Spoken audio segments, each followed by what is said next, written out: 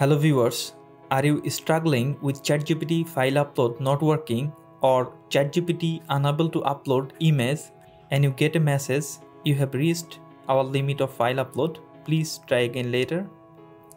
Do you know why it's happened to you? The possible reason is the rate limit. You have uploaded several files in a short period and the system is temporarily limiting uploads. So try it after 10 or 15 minutes later.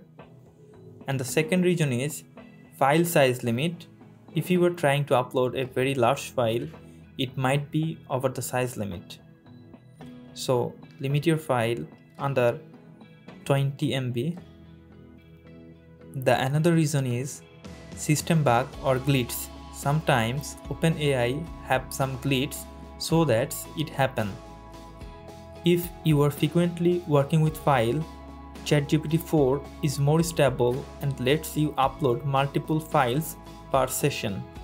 So upgrade your plan